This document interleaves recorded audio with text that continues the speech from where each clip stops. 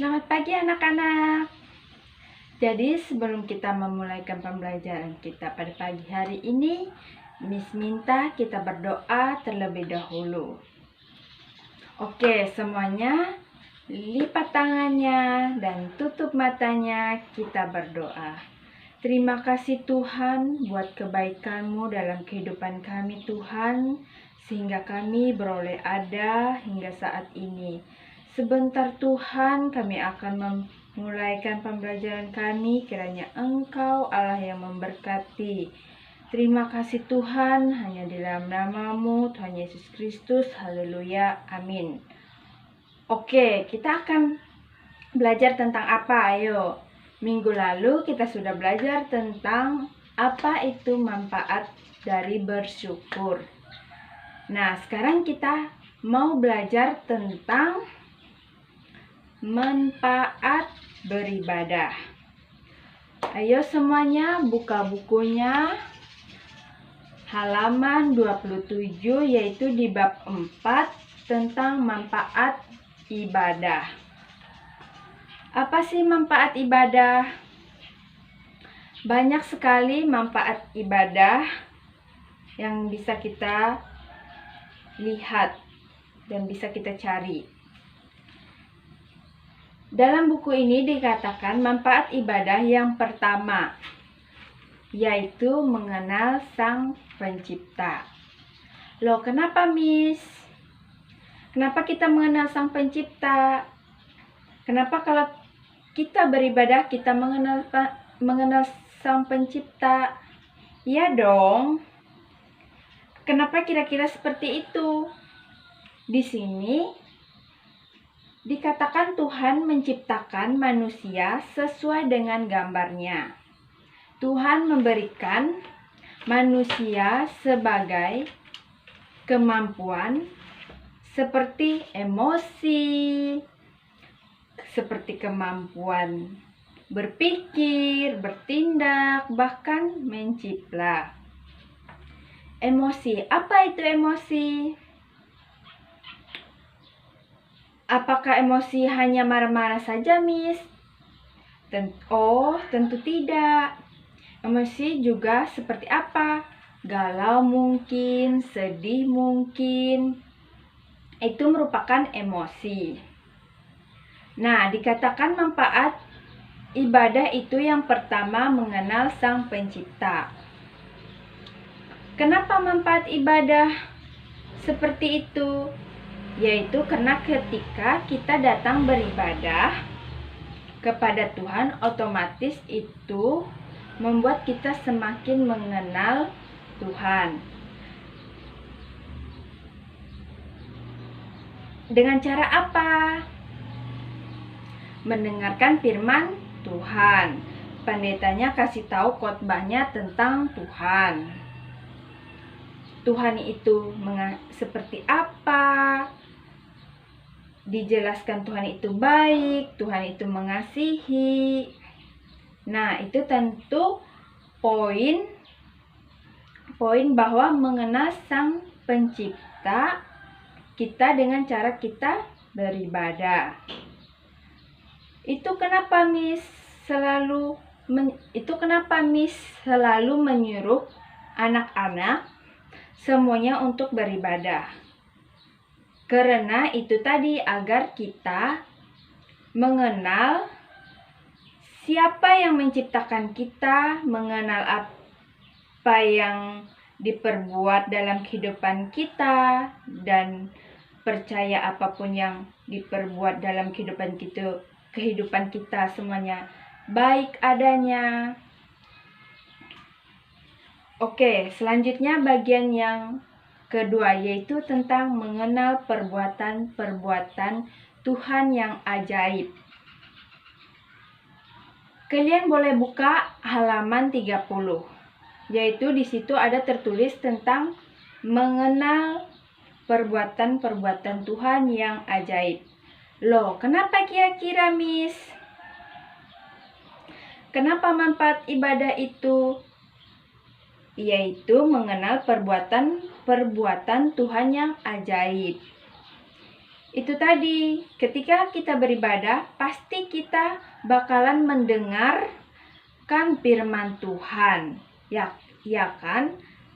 Mendengarkan firman Tuhan, ya kan? Dan firman Tuhan itu menjelaskan betapa baiknya Tuhan dengan kehidupan kita. Salah satu contohnya yaitu kalau sekarang kita ada sampai saat hari ini, itu merupakan kebaikan dari Tuhan.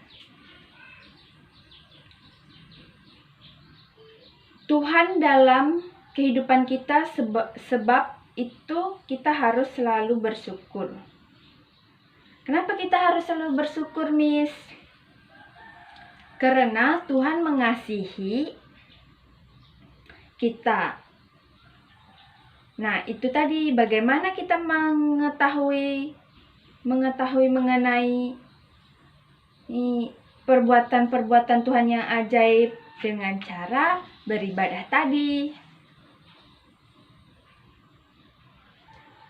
Agar kita mengetahui, oh ternyata Tuhan baik sama saya. Oh ternyata saya bisa sehat, saya bebas dari segala hal. Apalagi sekarang lagi marak-maraknya corona. Tapi puji Tuhan kita masih sehat sampai sekarang. Itu karena apa? Karena perbuatan-perbuatan Tuhan yang ajaib. Coba kita lihat di rumah sakit sana, orang yang udah sesak napas, pakai infus, kira-kira mereka berapa tabung oksigen yang sudah mereka pakai untuk bernapas, dan biayanya juga pasti mahal. Tetapi Tuhan begitu ajaib. Dia menyiapkan segala sesuatu di muka bumi ini untuk kita beroleh napas. Dengan senang bernapas. Dengan senang hati, dengan sukacita, dan semau hati kita. Tanpa kita harus membayar. Kalau kita hitung-hitungan dengan Tuhan, harus banyak sekali utang kita sama Tuhan, ya kan? Ayo, siapa di sini yang sering minjam uang kawannya? Ayo, siapa? Nah, dari sini kita bisa belajar bahwa Tuhan tidak pernah memperhitungkan semua perbuatannya kepada kita. Itu kenapa dikatakan mengenai perbuatan-perbuatan Tuhan yang ajaib bagi kehidupan kita. Kita sakit, Tuhan sembuhkan. Kita kekurangan, Tuhan cukupkan. Dan bagaimana cara kita tahu bahwa perbuatan-perbuatan Tuhan baik, ajaib bagi kita? Dengan cara kita harus beribadah. Oke, mengerti semuanya? Miss rasa kalian mengerti. Ya, sekarang yang ketiga adalah melayani Allah. Nah, kenapa Miss manfaat ibadah itu melayani Allah salah satunya? Kenapa? Karena ketika kita beribadah akan dilatih melayani. Kenapa Miss selalu menyuruh anak-anak sekalian untuk belajar berdoa, belajar memuji Tuhan, belajar menjadi worship leader?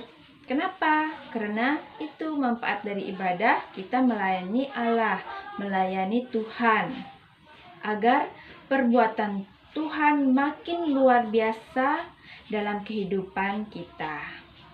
Ayo, mari kita berlomba-lomba untuk melayani Tuhan, ya kan?